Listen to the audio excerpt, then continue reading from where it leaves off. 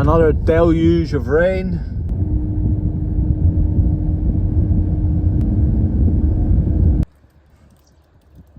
Something shiny and yellow has arrived.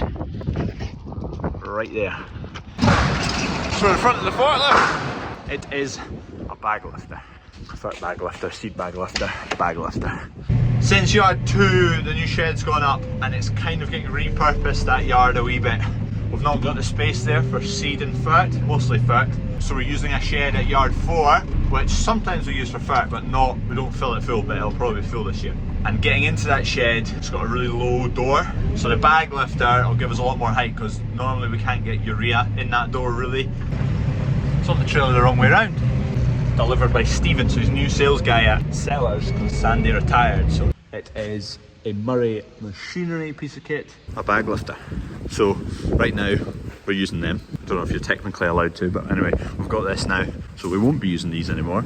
Just safer, it also lifts the height. So right now the forks sit probably below that bar height wise, so we've gained a metre and a bit maybe to shift bags about, specifically in a doorway which is really low. That's going to solve the problem for us. The only thing is these, I don't know whether I want to put grease in here or not. So they shift on these pins. I've just greased those pins. So they shift there and it's basically an L shape. It won't be getting shifted with weight on it, so it won't be like pressing really hard against there. I don't know whether I want to grease that. Probably want to put a wee bit of grease on it, but it'll just attract a bit of grit as well.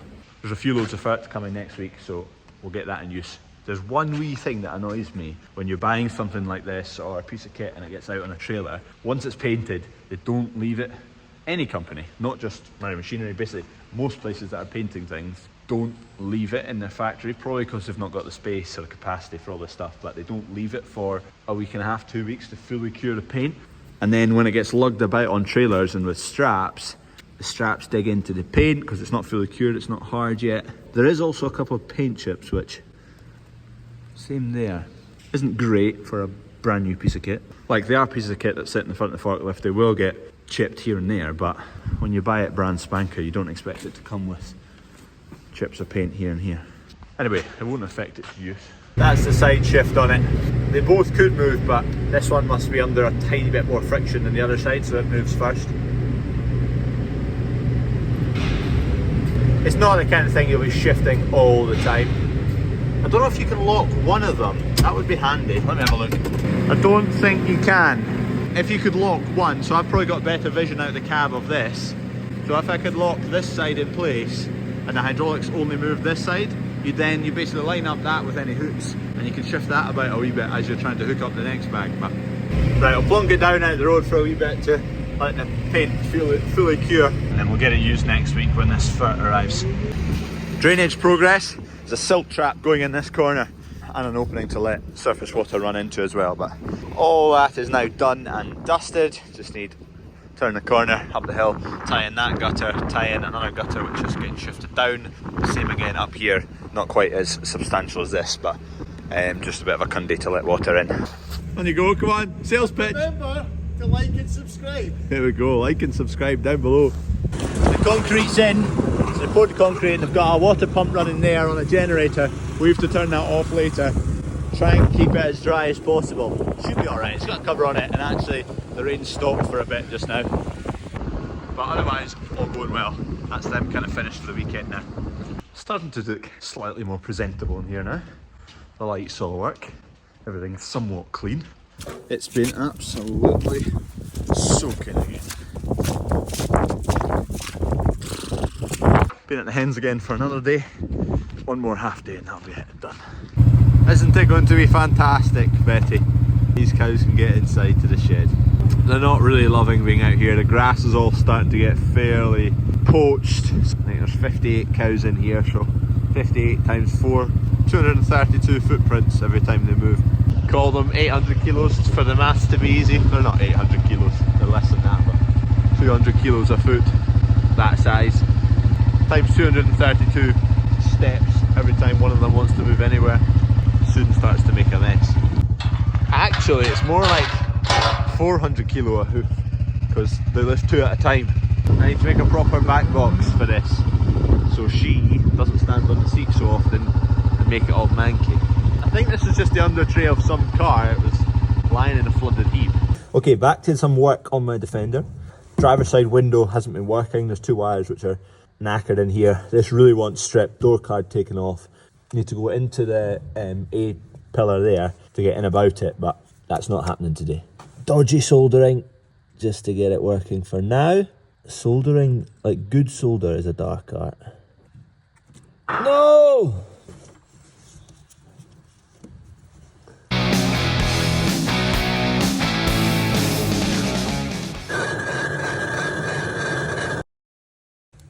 Don't know if I've improved it or not. A wee tip, when you're in the workshop and it's really cold and you start working with electrical tape, it's horrible to work with when it's cold. I just give it a wee warm up for a couple of minutes before I use it. Electrical tape when it's warm is beautiful to use. So much more sticky. It's a bit flexible so you can stretch it a bit and make it fit places it wouldn't normally fit. So look, I've heated up this edge and it's really like tactile, it's stretchy.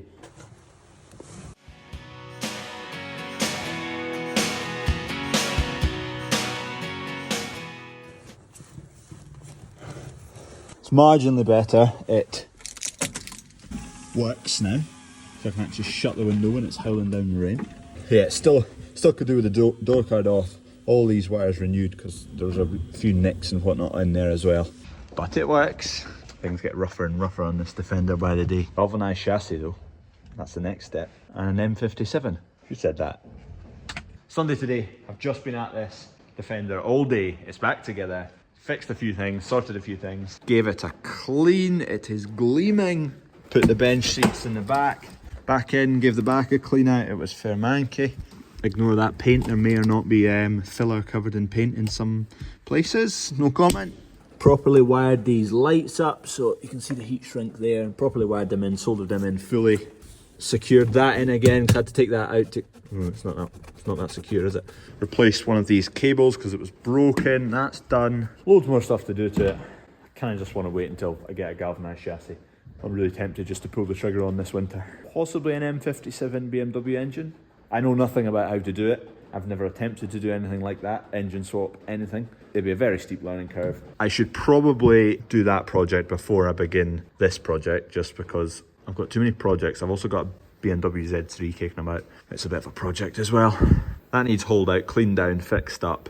I bought it out of a deceased estate for 400 quid, I think it cost me.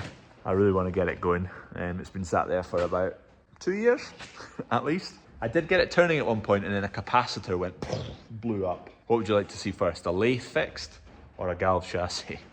I think I know the answer to that one, but put it down below.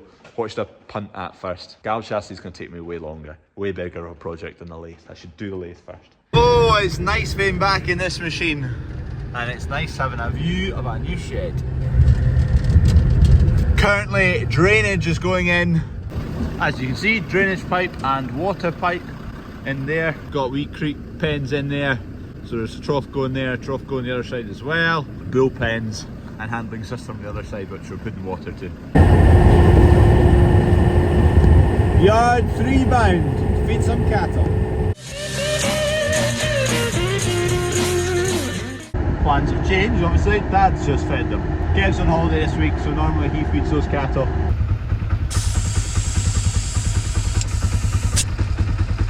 Okay, these bunch of calves in this field, and some Highland cows need to come in. We've got a big surprise for you as well. A big one.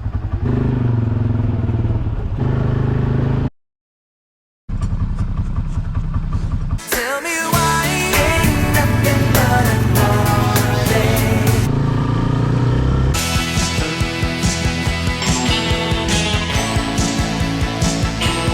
Have you spotted the little surprise yet? Come on in. Look at the wee beast. Straggling at the back.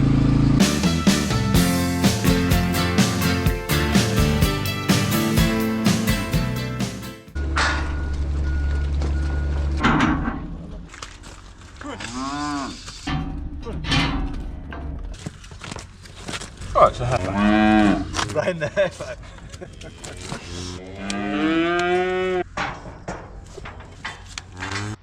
Here's the wee surprise. A wee Highland Angus calf called Brian. out in the field, I just at a glance looked like a bull. I thought it was a bull and I'd written the tag before, but it's actually a heifer. Brian the heifer. Going through a stage, I think. Anyway, nice calf, eh? Can go back out to the field now. One of those are its mother. Still one that might calve. The first calf we had was about 2.5 months before that one, so we're a bit confused and we're hoping it's the Highland cows that are the issue and not the bull, because the bull's been running with 30 odd cows for spring calving.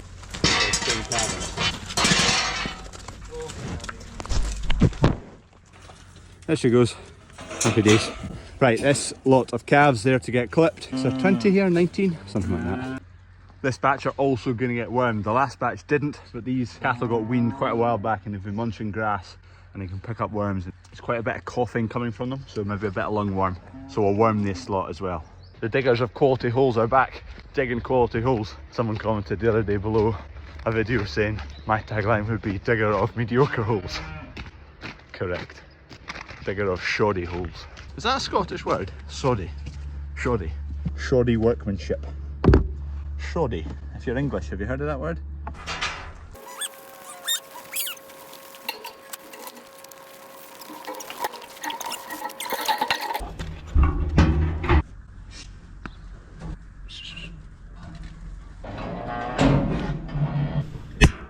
Same again.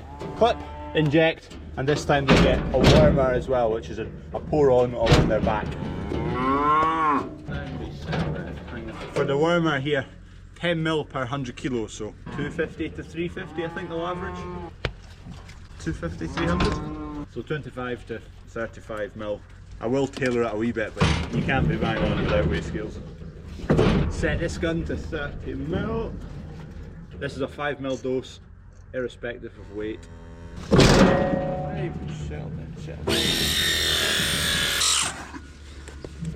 I like them to be neat, but they're not show cattle neat. And just a wee dribble of this along their back.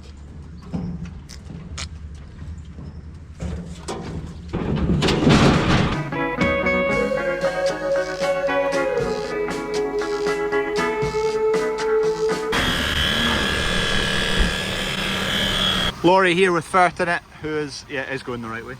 We'll get him unloaded. We're halfway through these cattle. Fert is going in here. Should get a space up the back. There's 3 loads coming over the next couple of days.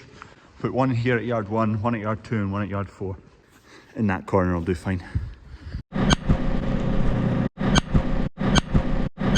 Cheers for watching. Please like this video. Please subscribe if you're not already. Bandit beer is very, very close. Pre-orders coming soon. See you tomorrow.